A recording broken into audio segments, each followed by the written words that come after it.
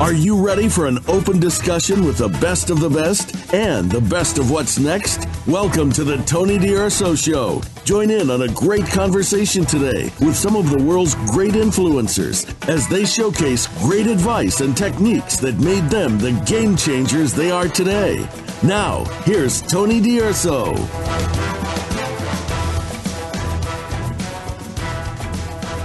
Welcome. Thanks for hanging out with us today. We're going to chat with someone at the top of their category, whom I call an elite entrepreneur.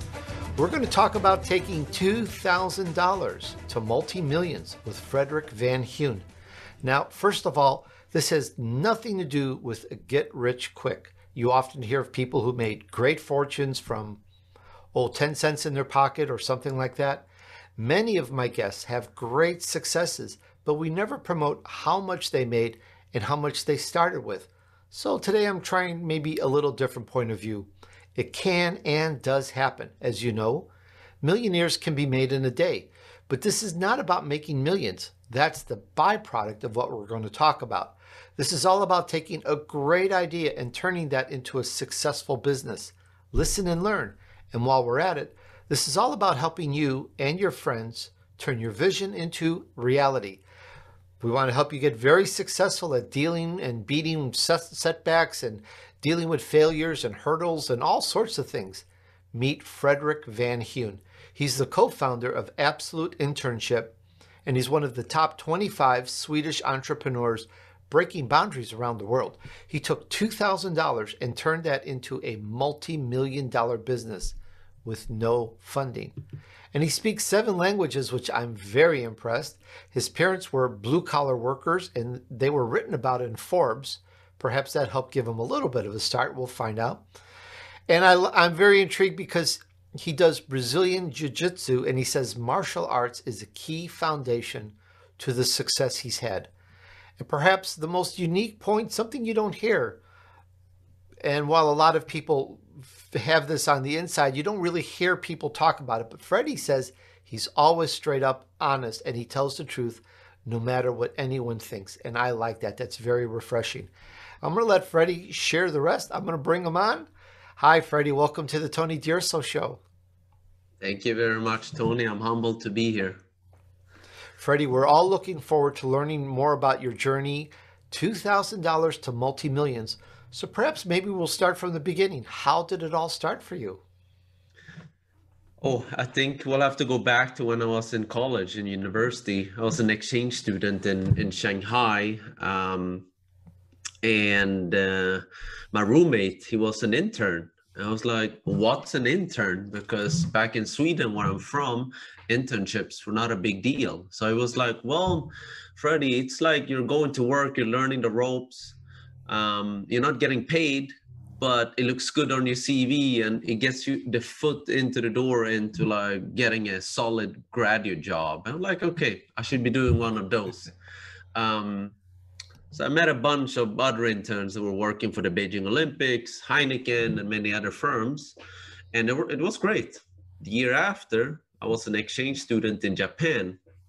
And I had 3 American classmates that were looking for summer internships. And I was like, oh, I know some interns that used to intern in Shanghai, back in China. And I think I can help you. I can hook you guys up. And this was before Airbnb, before Booking.com. It was not like you can go online and book something in China. Like you had to be like literally on the ground, knocking on real estate agents' doors to get somewhere to live, so to speak. So I helped these guys out to sort out their internships and didn't think more about that. The year after, I graduated and I always wanted to live abroad. So I was living in Bangkok, no job. I was living on $500 per month because I'm a very big soccer fan. Tony, you from Italy. My favorite team is Juventus. I know it's from the north, you're from the south, but you know, Juventus is my team since I was 8 years old. Anyway, I was going to these Adidas and Nike factories and I was buying jerseys on wholesale and I was selling them on eBay, making a whooping $500 per month. You know, I was living on $1, $2 per day, which you live like, you have a very good life in Bangkok for that. Anyway, so I have another Italian connection. It's a true story. So it's a Friday evening and I'm watching Sopranos because I'm a big fan of Sopranos. This was back in the day when it was big. And after Sopranos, like the episode ended, I was like, all right, you know what? What about these summer internships? Like I was thinking back about these summer internships from Japan and China, because I got a Facebook message from one of the guys and he said, you know what, I didn't have such a good time in China, but anyway, how are you doing, you know? And thanks again for your help. And that made me think, okay, what about these summer internships? Let me Google it, literally summer internships. And what popped up was a company in the US actually that were selling New York internship programs for $12,000. And they had 400 students each year. And they were all from the US. And I was like, they're charging $12,000 to sell New York internships, organize things for people from the US that speak English. You need to do that in China where people don't speak English. So I think that was like the light bulb. Around the same time, I picked up a book. It was very, very revolutionary back then, but it's called A 4-Hour Work Week. I'm sure a lot of the people in the audience have read it, but back then it just came out, you know, by Tim Ferriss. And he promoted a lot of things that today, I mean, we take for granted, you know, like remote work, trying to be efficient, the 80-20 rule, and so on. And these were things that I was like, wow, I was so inspired from it, you know, Tony. I was so inspired. And I was like, you know what? I want to build a company. I want to build a life, and I want to build a company where I can work from anywhere in the world. Like I want that for me, you know, because I saw my parents growing up. They had to drive. They woke up every day at 5 a.m. They had to wake up early. They had to drive half an hour, 40 minutes. You know, it's hard in the winter, especially in the snow. It's really dark. And you work, it's really dark. You have to go to the same place each day, you know? So for me, I was like, you know what? I want to work. I want to like create a business where I can work from anywhere in the world. And I said, you know what they're doing in New York, I'm going to do in China. So that day I said to my partner in crime, I want to do this, you know? So that's that the story, is quite Tony. a story, and the rest is history, as they say. And I'm curious about this, Freddie. You saw it as a great opportunity, but you kept doing it. You've gone past the point of, let's call it extreme success. If this were the Olympics, you would have gotten the gold. And you kept doing it, and you kept doing it. You stayed focused. So I sense a deep purpose here. Like, what's the reason? Why are you doing this? Why, if you ask me today, like why I'm doing it, is because I'm very happy. What I'm doing, like I wake up and like today I woke up at 5 a.m. People think I'm crazy, but you know, I wake up because I love what I'm doing. Like I'm so passionate about what we're doing. I know it's been 12 years, Tony, but when you have people telling you, hey, Freddie, you know, I want to deeply appreciate you and say thank you for everything you have done for my son, for my daughter. He has completely changed since 8 weeks ago. You know, when you get emails like that, Tony, like you can't buy that with money, you know, that type of appreciation, you know, that type of like when you have people showing their gratitude like that, it means something, you know, and it shows that you're doing something that is important in the world. And I believe that, you know, it's not that I want to crank down on people like that are selling socks or vacuum machines. I mean, I respect everyone, but at least for me, what has worked for me is like I'm doing something that I truly enjoy, and I think it's it helps a lot, Tony. That's one of the best reasons. Absolutely, happiness. Yeah. I think it's money can't buy that. We talk about it. You hear it. It's a cliche today, but it's so true. And I think you're helping so many people. And yeah, it's so rewarding to get that communication from others. So I love that. And we're talking about $2,000 to multi-millions with Fredrik van Huynh. And his website, by the way, is absoluteinternship.com. Now, I'm perhaps from the old school internship. I spelled it different back then. So I'm going to spell it all for you. For any of people my age perhaps listening, it's absoluteinternship.com. That's ABSOLUTE internship.com. Did I get that right, Freddie? That's correct. Thank you, Tony. My pleasure. Well, let's kind of get into your vision map here and your path and how you went down this road. You saw that it was successful. People were doing it in New York and they were just doing great, going like gangbusters. And you said, hey, I could replicate that. Did you realize that you were going to be your own boss? You're an entrepreneur now instead of working for someone. I want to talk about that switch from, I know you weren't making much money, but you were living and you were doing well. And as you say, a couple bucks goes a long way in Bangkok. But at some point you switch, you go, hey, I'm going to be an entrepreneur. I want to talk about that because for some people, it's very scary. They don't want to go down that road. It is true. It is true.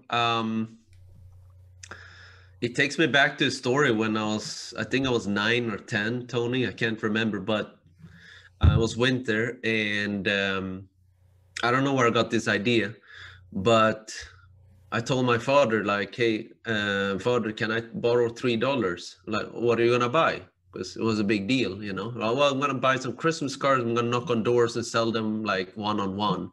So I was doing that for a week and I really loved, I got a lot of no's, you know, and people are polite to kids, even they, you know, they say no, like, well, I'm not going to buy anything.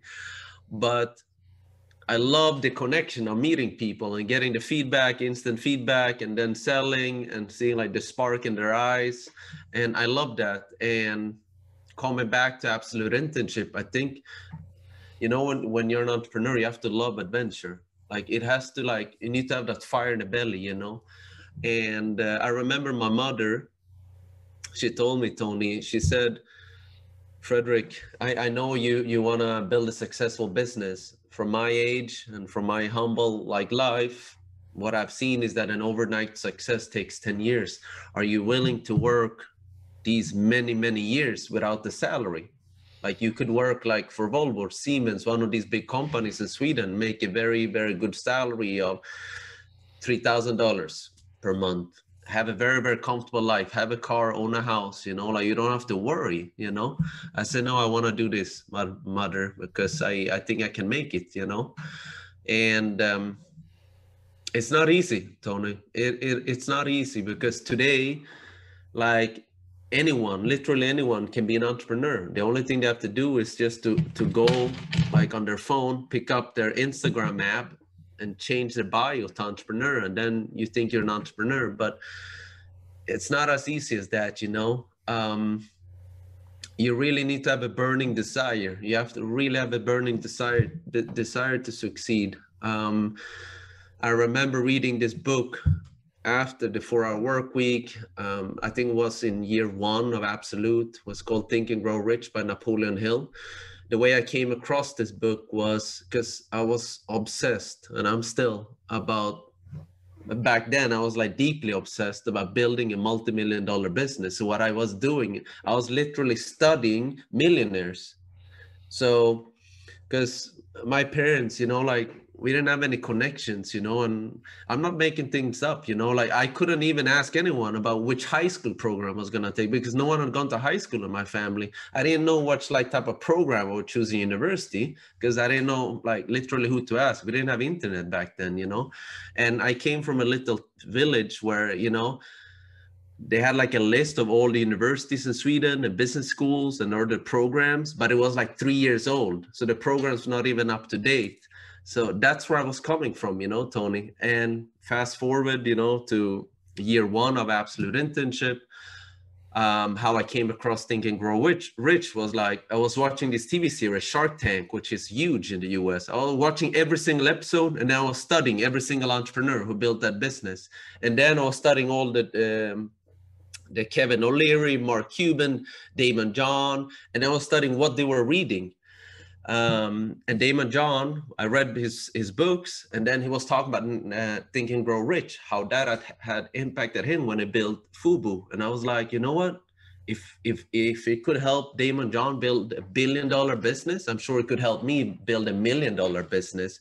So that was one of the best $10 that I invested, because I took the book. And I think a lot of people, what they do, a lot of entrepreneurs, is that they read books, Tony, and they say, yeah, I read that. Very, very interesting. Great book. But they fail to apply. When I read Think and Grow Rich, and I'm sorry to ruin it for those that haven't read it, but I deeply recommend it, is that, this is a book. It's basically a blueprint. Like it's a secret sauce. You want to build $1 billion business, a multi-million-dollar business, you just have to follow the steps, because Henry Ford, Andrew Carnegie, like this worked 100 years ago. If it worked 100 years ago, it should be working now, because we have like so much more technology today. So I basically just like applied everything. Freddie, that is amazing. Growing up as you did, you were young. I think you had what people would say a lot against you. There were no entrepreneur role models, I don't think, in your environment, though you did have them on Shark Tank, on the TV, maybe some other programs, and the books. You did the smart thing. You learned from them, from the books, from everywhere you can. However, you were still very young, and I'm sure it didn't all work out perfect. You had barriers and hurdles. What about adversity? I'm sure you've had a couple of events that said, oh, it's time to quit, go do something else. Yes, a lot. We couldn't take out the salary until year 4, for example, so I remember, my business partner, like, she was like, you know what? She's a very, very positive person, but Tony, when it's raining, you're touring the country, trying to go to meet students. It's raining, your feet are wet, you're hungry, you're cold, and you're wearing the same clothes with perfume because you don't want to invest in fancy clothes because you want to put it back into the business. Yes, you really need to have a strong why, and I think one of the things that kept me going, like, definitely is the Think and Grow Rich, because one of the things that I took away was goal setting and writing down your goals. So the author, Napoleon Hill, what he found out was that all the successful people back then, like Andrew Carnegie, for those that don't know, was like basically the Steve Jobs back then, the Elon Musk of today. But what they did was, and this also Bruce Lee, apparently I found out, in the 70s, he wrote down his goals. But what they did, they didn't just write down their goals. They read their goals loud 3 times per day. So I did that. Every time I had a doubt, I would read it out. Okay, what are my goals, And that sort of centered me, anchored me, and kept me going. And I think sports have helped me a lot, Tony. When I grew up, there was a lot of adversity because there's not a lot of immigrants in Sweden. Now there's a little bit more. It's not as diverse as in the US and Canada.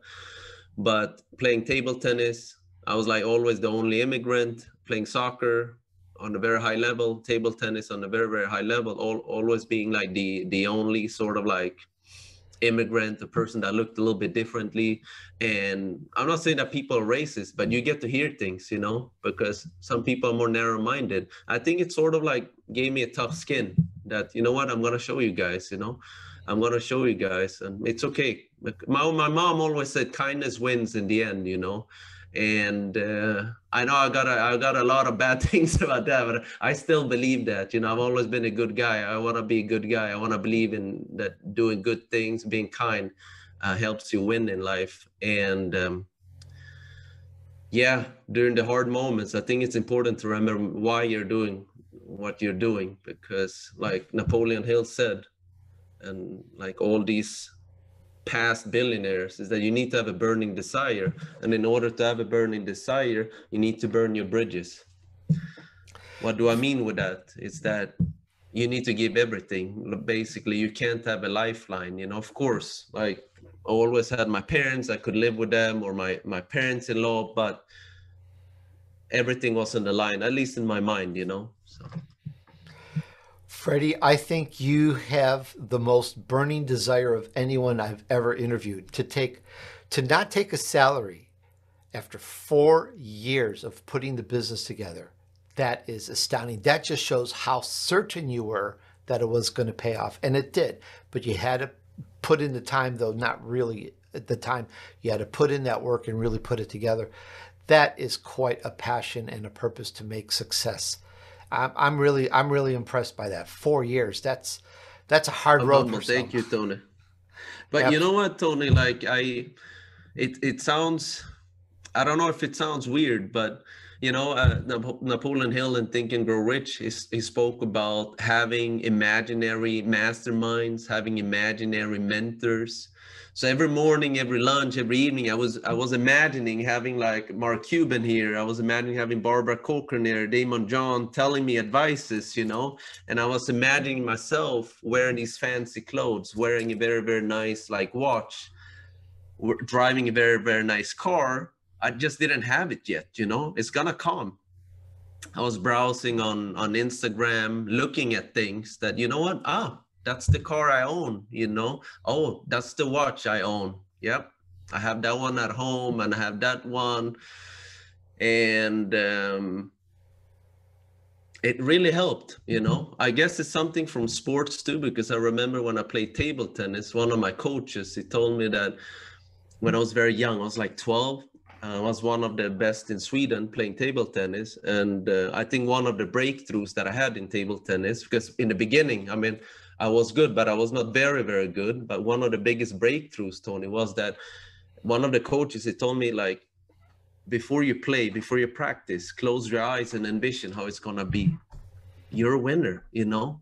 You have already won before you play the match, you know. You just have to like go through the motion now, you know. And I think I've taken a lot from that, you know, to the business world, so to speak. Yeah. Well, visualization is very, very important. You mentioned Bruce Lee. Even Bruce Lee did it. Chuck Norris did it. Arnold Palmer did it. Visualization of seeing that goal come in, that goal, if I said it right, come into fruition. I talk about the vision map and how to set your vision as because you need a map to get to where you're going. So you know, I agree. Vision I agree is, with you. you call it your goal, but it's what you see yourself doing. Almost like it's a movie. It's like you're visualizing what you're doing. And I see you as taking the little, if I could say it that way, just a few items that you had. You had the book, which was great, Think and Grow Rich. You had, you know, that determination, that desire. You had that great idea. You didn't have people hand you money. You didn't have all these super mentors or what have you, but you took what you had and you made it. And even though you had to grind a little bit, I'm still impressed that 4 years before you took a salary. That's a tough one. But look at you now. That's absolutely amazing. And I also love the fact that you talked about the masterminds, because it's very popular today. It's growing more and more. But when you don't have those people, I love that you bring them to you and have that mastermind with them. Yes, exactly. Yeah, it's I know it's very, very popular today, you know, and you know, a lot of masterminds, you have to pay for them. But I just did what the author was suggesting, you know, Napoleon Hill. Like I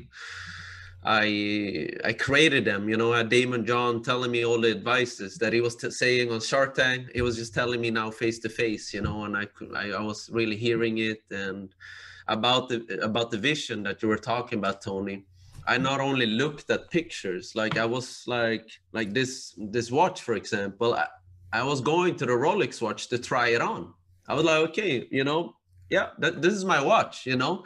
And I was going to touch very expensive cars. I'm like, yeah, this is the car, you know. Now I don't own a car, you know. Like I ended up not buying a car. Like I go with a bicycle, you know. I like to cycle. But like these clothes, I would go to clothing stores. I would like dress up really nicely, and I would like take a picture and be like, okay, like I returned the clothes. I'm not gonna buy anything, you know. So not only like imagining things, like also feeling, smelling, and absolutely, yeah, just building that up in your mind. Freddie, I want to get into internships now. There's a couple points. I have a couple questions. Let's talk about that. What are they? Why are they important? You know, and as well as there's international, there's domestic.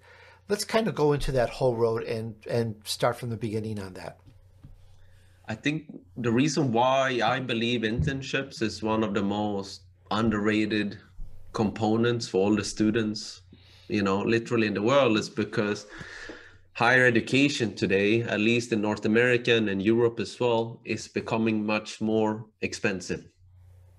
So, Tony, you're based in the US. Studying a year costs you ranges from $20,000 up to $65,000, plus living expenses, plus expenses visiting your family, plus food expenses, clothing expenses. But that doesn't guarantee you a future, because you have millions of other students like getting a same degree as you. So then you're left out competing on grades. Not everyone is talented and can get top grades, So you invested all this money. Let's say for the sake of simplicity, it's $50,000. In 4 years, that's $200,000. But as a 20-year-old, 21-year-old, you don't really know what you want to do with life. And that's correct. You shouldn't know what you want to do with life, but you have invested so much money.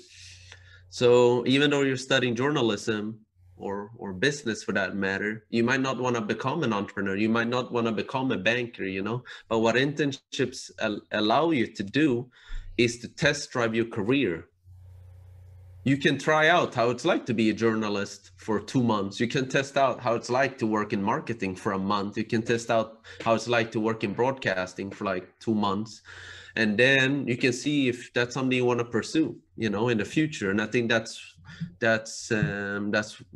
one of the biggest beauties of internships. Now, it's not paid, so it's a student who is working in Europe, but he can intern for a U.S. business, for example. That's correct. Yes. Through our company, most of internships are unpaid, because international internships and being paid is very, very complicated. Although we do have some that are paid. But yes, that's what we do. So we have students from all around the world going through our program. They can choose to intern in Singapore, Tokyo, China, Portugal, Sweden, France. There's so many countries. And we have students from the US, Canada, Mexico, Asia, all across Europe. So yeah, it's a very diverse program. So through your company, a person can actually intern and work for a company basically anywhere in the world in the industry that they're interested in. That opens That's up correct, a lot yes. that opens up a lot of doors for everybody. I agree, Tony. It's got to be super I have this popular. amazing. Go ahead. Yes, I have, not only the travel programs have always been popular, but I think our remote internship program has really, really broken barriers. It really touched me. Like, I think it was a few months ago, we had a army wife who's finishing her online degree now. She has 4 kids at home, and she's finishing her bachelor. And she said, this is the only way I can gain international work experience, is through a remote internship program. So she interned, I think it was for a company in Spain or in the UK. But it's amazing what technology can offer people today. I think even more important than ever in today's culture, it's so much better to work from home. It's kind of, we've been steered or corralled down that way through all the things that have been happening in the past couple of years. And I think a lot of us are beginning to like it more, and do like it a lot more, to work from home as well and be able to earn that living. Though it's always nice to go out and go about and meet people and do things like that. But I think there's a definite piece of that pie, so to speak, of people. There's definite level there of people that this would be just absolutely great for, because it just opens the door. Regardless of what's happened, in whether there's lockdowns or any other issues going on societal, it just doesn't even seem to matter as much, because you can work in any field you want now, and it's so much easier. And I know from working in it, when you work as an intern, and if you like it, you start meeting people in that industry that you like, and that opens up the door to perhaps working a job or getting some work there, because they like you, you like them, and here you are, you're in Italy and you're working for a company in New Jersey or something like that. Yeah, it is true. It is true. And what's the average length? Is there a length? You've mentioned 2 months for internship. Is that the average length for a person to determine, yeah, I love this industry, or does a person then go on to other companies in the same category? Kind of how does that work out? Normally, a student is matched with one company, and they stay with the same company throughout the entire duration. And that duration is typically 1 month, 2 months, or 3 months. So the most popular is 2 months. That's such a short amount of time. It's amazing to just go right into your industry. I think it's a change. It's a big change right now. I know it's been being done before, but I see it being more disruptive than ever. It's such a big change because it takes that barrier off of people that want to work in a different country or do something. It changes everything dramatically. I think so. I think so. Like students that have completed an international internship are so much more culturally aware, much more self-confident, much more resourceful. And I think they're much more versatile, much more versatile than and more open-minded than students who just been like in their hometown or in the same state that they grew up in. Freddie, was there a turning point in this? I know you did 4 years without a salary. That is such a burning passion to be successful. But you must have had some hardships besides going place to place in the rain, the same shoes, not even having a new fresh change of clothes. You've had obstacles. There must have been something where you just said, forget it. I know I've had that in my podcasting career. There have been a couple times I said, forget it. I'm going to move on to something else. I'm certain you've had some of these. What were some of the biggest failures? We talked a little bit about this, but I want to get into what wanted to make you quit, but you didn't. I think it was in year 2 was a big turning point. I remember it was a specific moment. I was out walking with my partner after dinner. That time I was living with my mother-in-law's place. I lived there for a year because it was free rent, free internet, and free food, basically. That's why I read the Think and Grow Rich. And that was a great psychological, mental, and spiritual test for myself, But I remember that evening walk, I said, you know what? Like, I just want to throw in the towel because we're not selling. Like, this is not working, I was really, really frustrated. And my partner, she said, you know what? That's not the Freddie I know. That's not the Freddie I know. Take a shower, rest well, and tomorrow, like think about why you started this, and the big dreams that we have. And I think that was a starting point, because back then I was like, you know what? I woke up, I slept on it, and then I was like, we changed our business model a bit. It was quite dramatic, and I convinced my business partner to go with it, and which essentially was raising our prices dramatically. I'm talking about 500 to 600%, and it worked. It worked, Tony. And when we got the first customer that paid that, I was like, you know what? We're on it. Like, nothing can stop us right now. I think that was a very, very big milestone. What could be another one? We got very bad press one year, Tony, in Australia. Very, very bad press. We had before that gotten a lot of beautiful, very, very nice press, New York Times, BBC, NBC, Forbes, and etc. And that press led to, I've never spoken about this because I don't think people believed me, but we started to get what do you call this? People calling us and then calling us racist things, because of this article. Like, you know what? This is like, you guys are a scam. Like, no, bloody Chinese people like you. I'm not even Chinese, but they're like, Chinese like company, like you guys are scams. I'm talking about like hundreds of people. Like, and I think at that time I didn't get sad, but I was like, you know what? That people can be so narrow-minded, And I remember speaking to one of my mentors, like just the same day or the day after, and they said, "Don't worry, Freddie. Don't worry. The good always win. The good always win." And it is true, like we became even stronger because of that. And, it's been passé. We've been putting that like behind us. And it's like, I was thinking a lot, like even if you go to a 5-star restaurant or a 5-star hotel, like you're going to have people complain. So true. I like that. The good always win. You just have to stick with it. And yes, I like that a lot.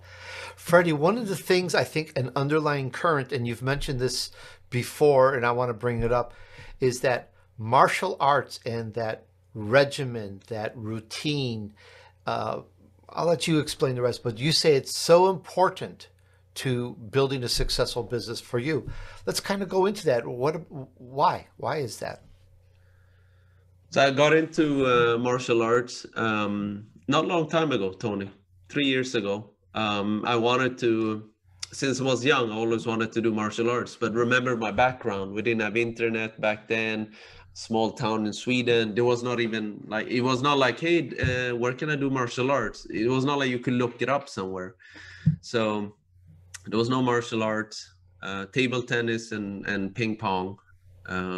No, table tennis and soccer was my sports. But my wife, she tried Muay Thai, and she said, hey, you would love this.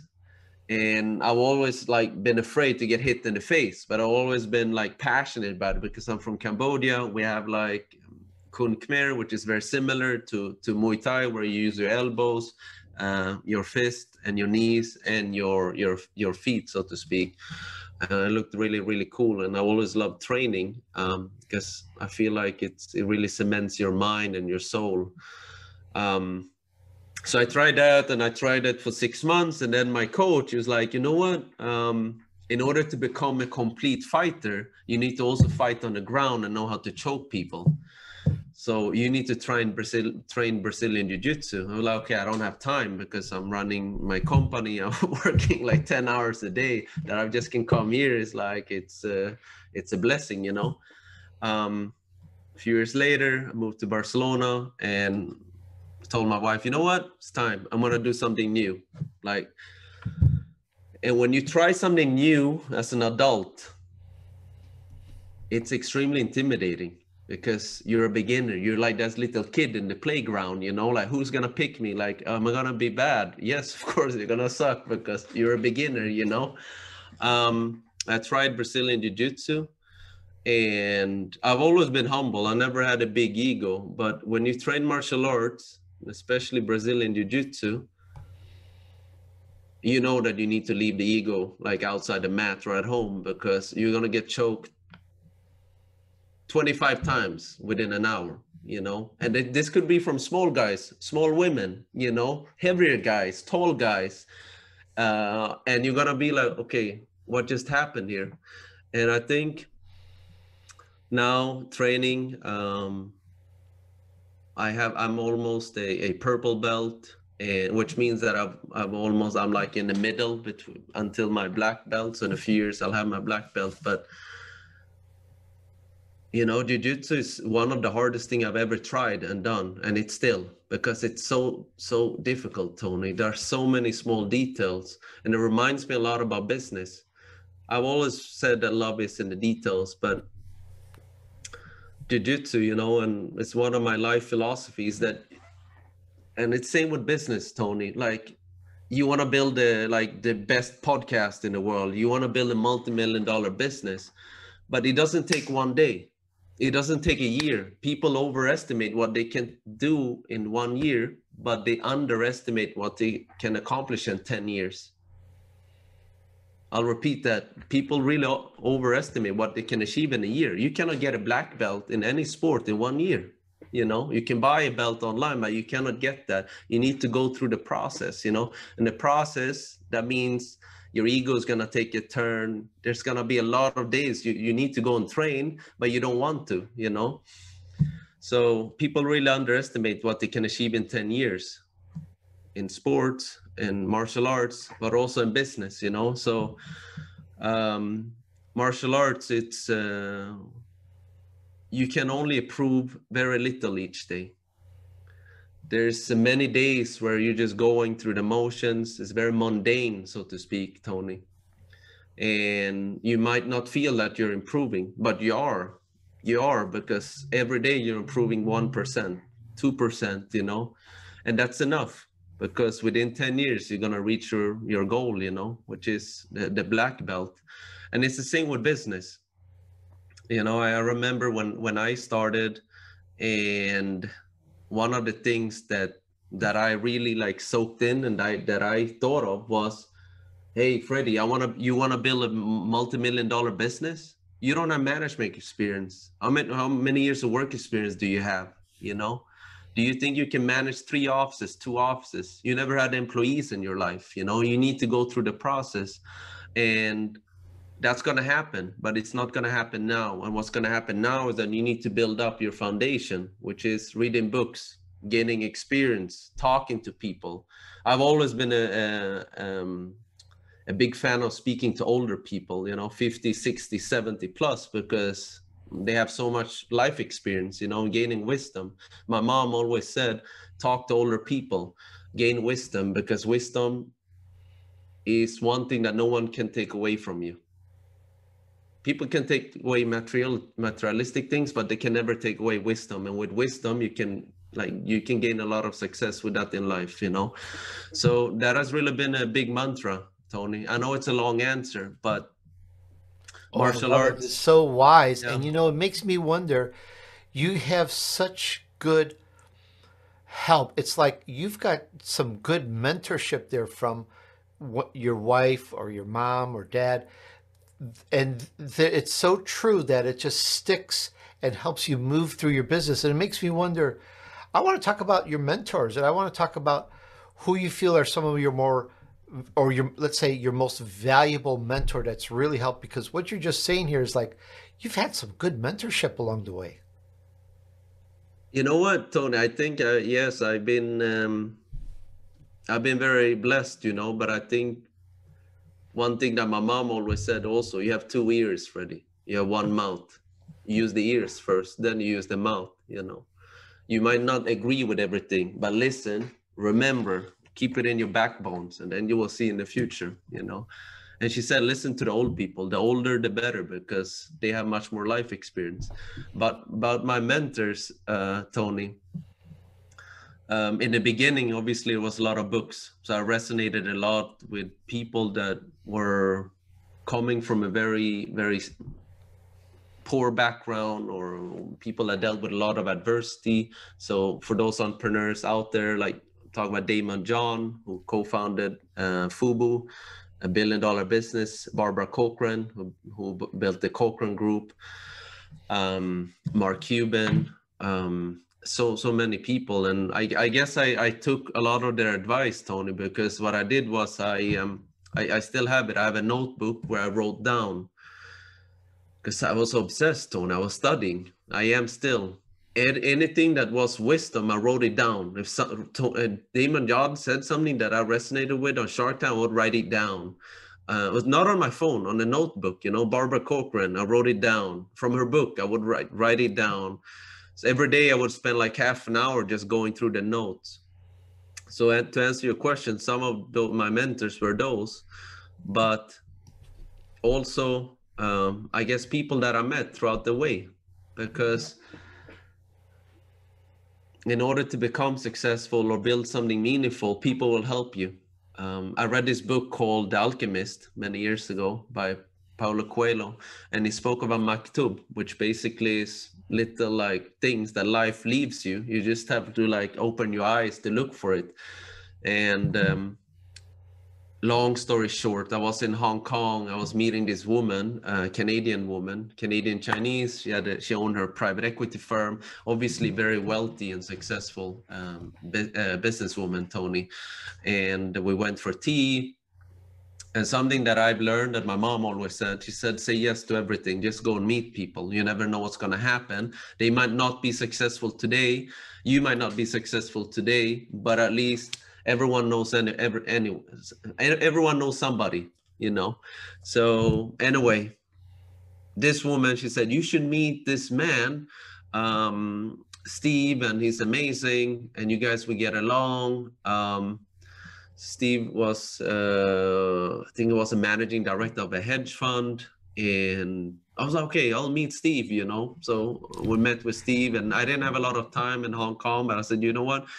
If this man wants to meet me, because in my mind, you know, Tony, in my head, I'm still this little boy, you know, from this town, Gnosjö in Sweden, where I have nothing, you know. And like, if a multimillionaire wants to meet me, I say yes, you know. I don't care. I'm going to see him because I don't know what I'm going to learn, you know. So I met him, and he was the one who told me, like, the good always wins. And I think mentorship relationship is something that, it's nothing that, it comes naturally. You know, like you meet people, you talk, and you try to help each other, you know, in a genuine way, not in a political way. And then mentors will pop up, you know, they will pop up. Amazing insights, amazing mentorships.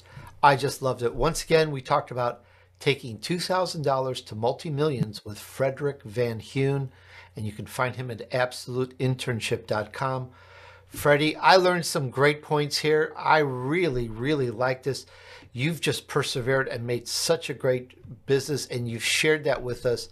I am very appreciative, and I want to thank you so much for sharing with us today. Thank you very much, Tony. It's been a pleasure to be on your show, and I'm very humbled to have been invited. Hey, thanks for hanging out with me while I featured an elite entrepreneur who took his vision to reality. This is so full of great wisdom. We talked about taking $2,000 and turning that into multi-millions with Fredrik van Huynh. Now, Freddie has such an amazing life story. I'm so impressed that he worked for years in his business before he took salary. What passion, what motivation, that's extreme. And he didn't have any entrepreneur role models, but he did have books, and he read the good ones, the important ones. And he had very wise people in his life that helped steer him when needed.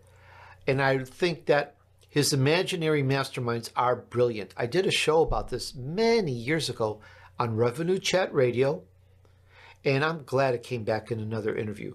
Bring those mentors into your life that you feel would give you the best help and advice, even if you have to imagine them, even if they're gone, even if they're no longer around today, you can still bring them in. Think about that. You should know all about this from Napoleon Hill. And I love how Freddie dealt with some serious adversity. Man, that was a rough road. And he got through, and he pulled through, and he's looking great. What resonated the most with you in this interview? Tell us. And I do appreciate your listening, and I look forward to your tuning in again next week. Please come back, same place, same channel, and for another great episode. And I really do appreciate you. And also, please remember supporting this show with a nice review on Apple Podcasts. That really means a lot. That helps us grow the show. And of course, I always ask this, please share this with a few friends to help them too. This is all about friends helping friends, all right? Okay. Use this, and let's help you move on your journey to success. Thanks, and remember, just take action. Success awaits those who persevere and remain steadfast despite the odds. Sow good seeds, do good deeds. And join me on the next episode of The Tony DUrso Show.